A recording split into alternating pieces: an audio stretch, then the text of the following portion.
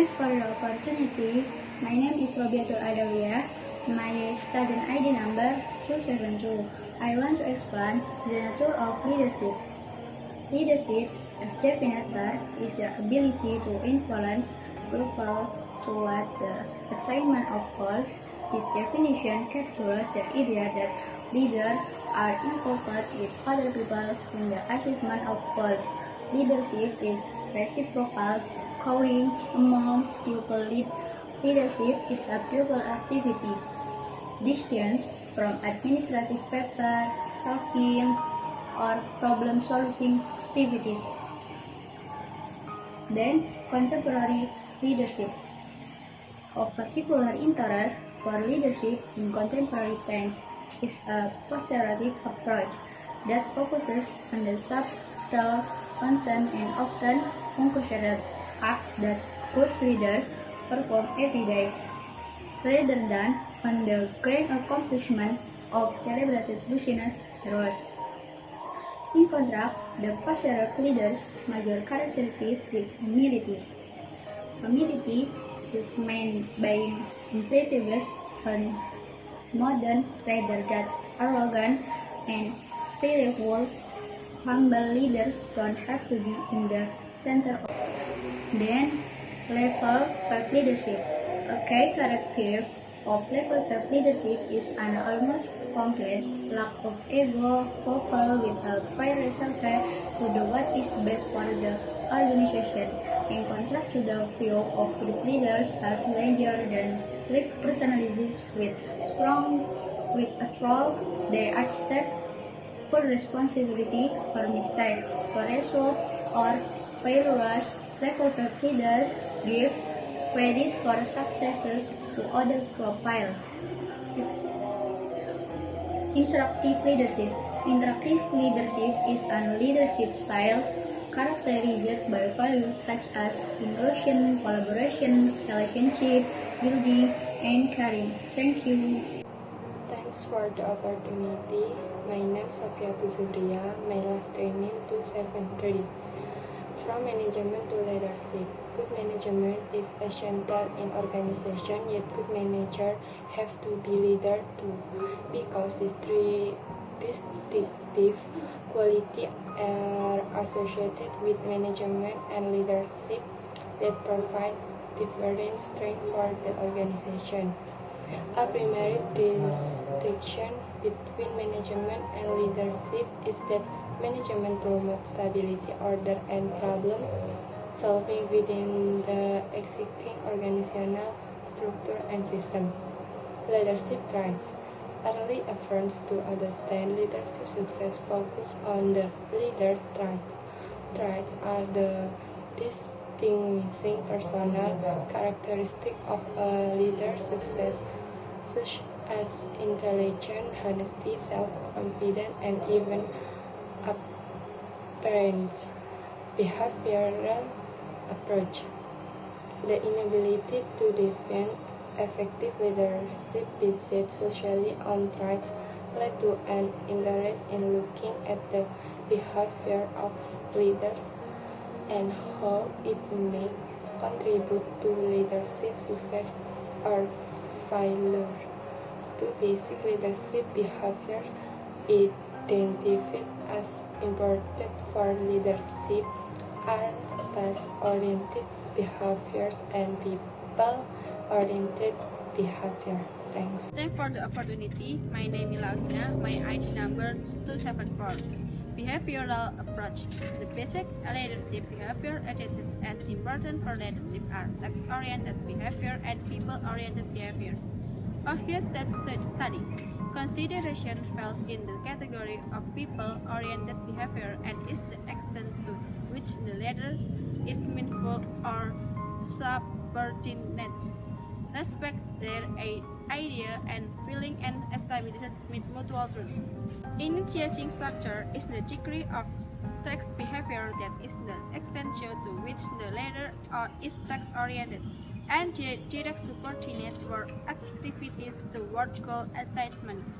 Michigan studies. The Michigan researchers used the term employee-centered leader For leaders who establish with high performance goal and display supportive behavior towards subordinates. The leadership art, a two-dimensional leadership theory that mentions the latter concern for people and production. Consequency approach, a model of leadership that describes the relationship between leadership style and specific organizational situation. Thank you. Thanks for the opportunity. My name is Novanda Ardiyanti. My ID number 313.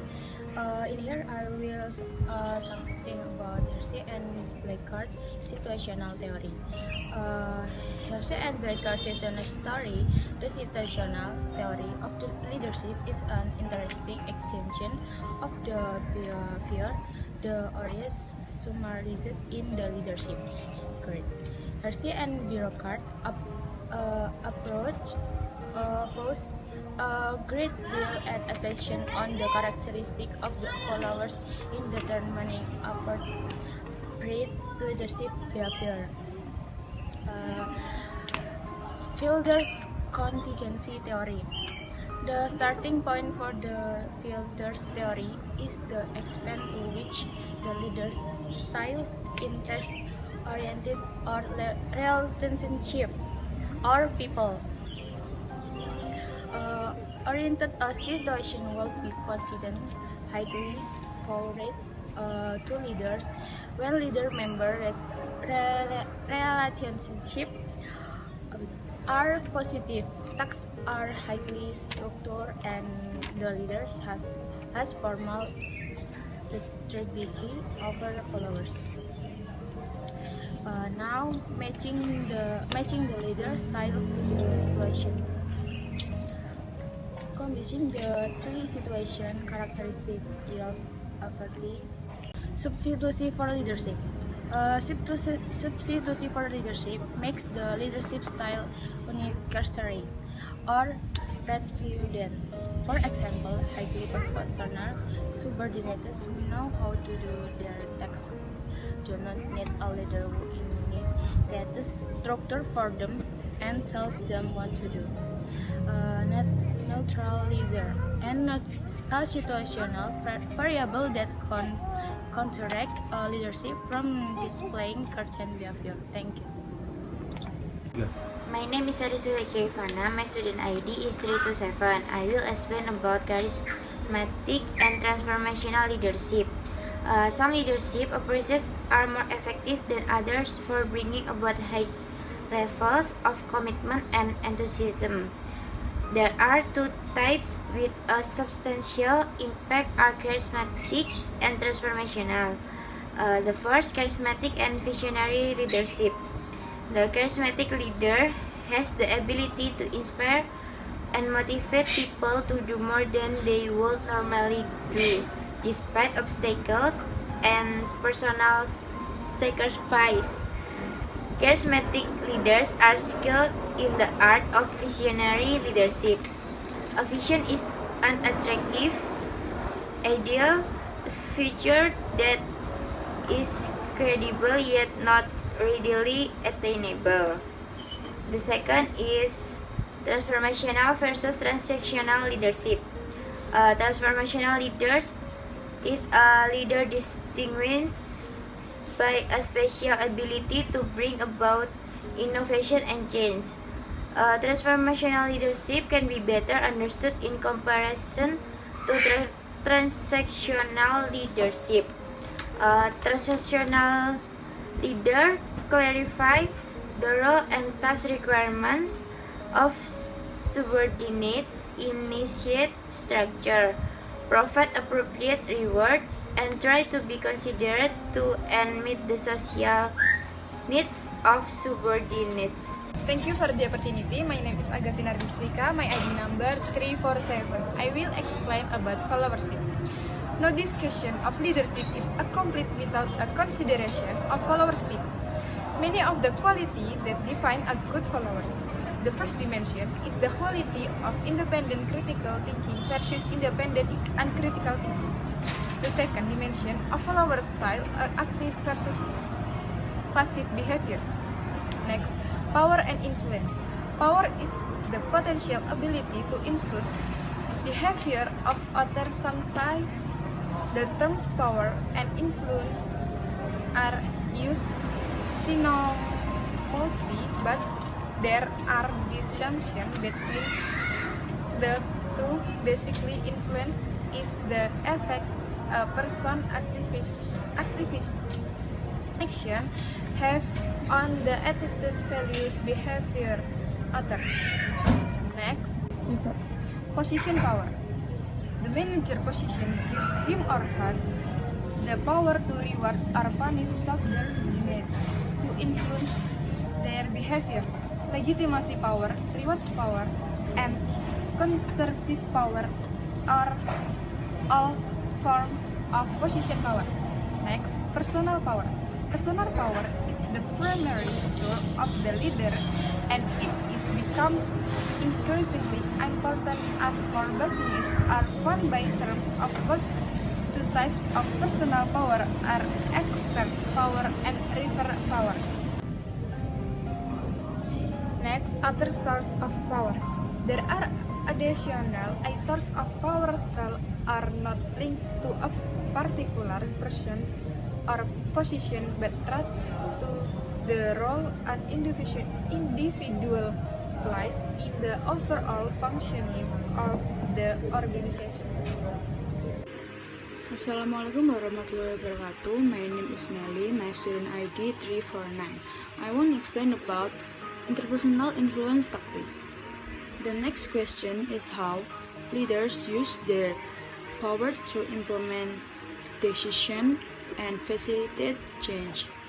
Leaders often use a combination of influence strategies, and people who are private having greater power and influence typically are those who use a wider variety of tactics. Notice that most of these involve the use of personal power rather than relying solely on position power of the use of reward and punishment. First, use rational persuasion. Second, make people like you. Third, rely the rule of reciprocity, and then develop allies. And the last, ask for what you want. Leaders are service. Some want sovereign leadership. Some leaders operate the assumption that work exists for the development of the worker as much as the worker exists to do the work. Second, moral leadership. Because leadership can be used for good or evil, to help or to harm others, all leadership has a moral component. Moral leadership is about distinguish right from wrong and choosing to do right. Thank you.